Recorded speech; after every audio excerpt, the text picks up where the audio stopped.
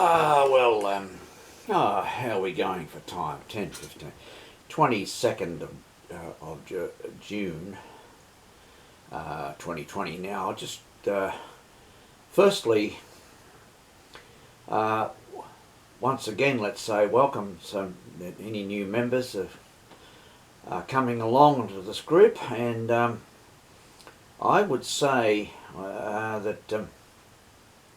And I say this group, I'm talking about my Facebook group, which originally was set up for the $2.50 seniors card in New South Wales. And I've got to clarify, I've got at least one member who felt that when I posted the issue or the photo and the questions about Qantas, that it was inappropriate for the group. I don't agree, because I expanded the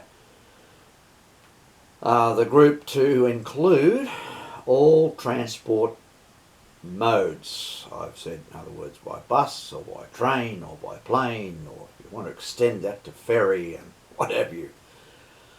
Not only all modes, but all over Australia, and indeed anywhere in the world. Now, the topics to just that, but also means hopefully we're looking forward to a more normal, or shall I say almost a post-COVID-19 situation, but we don't know how long that's going to go. But all the same, excuse me, what the idea is to have our various members can provide trip reports, and they can provide travel ideas and hints, and you can if you get this service to a certain place and you change and you go somewhere else, and this works on a I've got to say, there's some of my people who might be overseas don't quite grasp that some of the services are only once or twice a week. And so only on certain days a suggested trip can take place.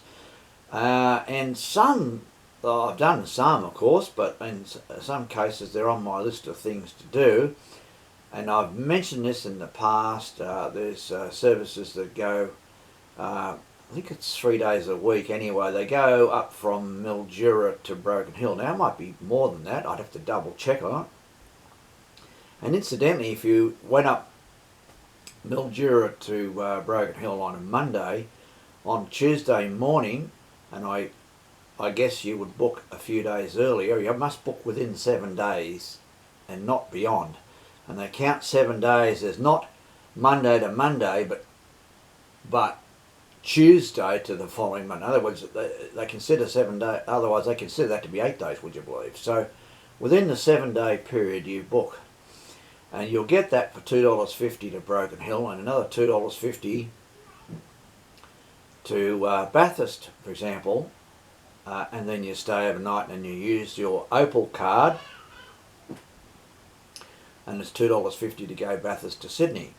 Now that's only one of many trips that can be done.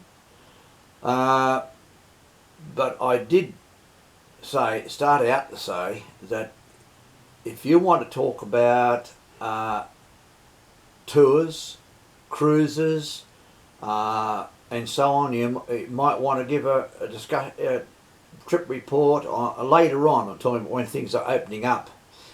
One of the things that I'm not saying I'm going to do this, but I might at some point, is the 12-day New Zealand cruise. And one of the travel tips that I give my members, or anybody that's wants to know about it, is that the cruises go to Dunedin. They call in at Dunedin, I assume early in the morning until late in the night. And there's the Taree Gorge train trip, which is spectacular, well worthwhile going on and so on, but never buy the ticket on the ship. They'll charge you double the money that you should have to pay. You buy the Taree Gorge trip ticket online and carry it with you on the cruise. And when you arrive, and you have it for a certain date, of course, you figure this out and you work out, well, we're going to be there on X date, I'll make it for that day. And then you go up with the rest of the people on the cruise that are going on the on the train, and you just jump on with them, and away you go. You've already got a ticket. There would be other tips, I guess, that you could offer, but basically that's the one that I'd put up straight away if you're going to do that 12-day New Zealand cruise. Now, you can talk about, and you can anywhere in the world, this has got to be made quite clear. We're talking about something that if you say, well, I went to Switzerland, I did this and that. I went to America and did this and that.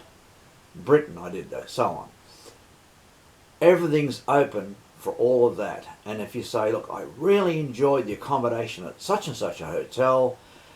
For example, we went in 2014 to Essex in Montana. I got off the Empire Builder. It's a flag stop, by the way. You've got to book on or off that Essex. It's not an automatic stop. And we stayed at the Isaac Walton Inn, which used to be a very big railway. We used to call it barracks, and I think it's still called that in America. It was for railroad workers, for people who were track layers and all that sort of thing, maintainers and all the rest of it stayed there. Became a luxurious, a old world style of hotel, but in high quality. It's a minimum of a 4-star hotel, let's put it that way. And they will pick you up from the station and take you to the hotel. Most important tip, by the way, and we discovered this, and we were very blessed to have someone along who could help us out. The red buses that do the Glacier National Park do not stop at the Isaac Walton Inn anymore. And so there is another stop on that train, by the way, at West Glacier. You can go to there, and there's another one during the summer, I think is East Glacier and so on. You can inquire via online about which stop you can get off to get the red buses, and you can book the red buses a few days or so before getting there and book the tours, and they'll pick you up at the chalet, as they call them, or a hotel, and take you on this wonderful tour of the Glacier National Park. And it is well worthwhile doing a 4-hour trip around the park by these beautiful old buses that were built in 1940 and rebuilt in 1980 with folding roof, and you could stand up at certain locations and take movies and photos, and they drop you off at a place called Logan Pass, which is right on the Canadian-US border, by the way. Anyway, we're kind of getting off onto those sorts of things, but as I said, within the Australian context, feel free to talk about any travel all around Australia, whether you're talking urban, whether you're talking long distance, or maybe commuter type, or intercity services in New South Wales, or around Victoria. If you wanted to talk about going to Ballarat or Geelong or Bendigo or any places whatsoever. And I'll just conclude this little talk, shall we say, that on a Thursday, for example, one can go from Melbourne to Bairnsdale and get a connecting V-line bus to Bombala, and that continues on to Canberra, by the way. But so on Friday morning, there's a bus out of Bombala that takes you to Canberra, and you get a train to Sydney. That only works once a week. So I'll give you a couple of little tips along the way right now, and you can discuss all that. And so I hope this finds everyone in good health and all the rest of it. And I once again welcome all the new members into the future.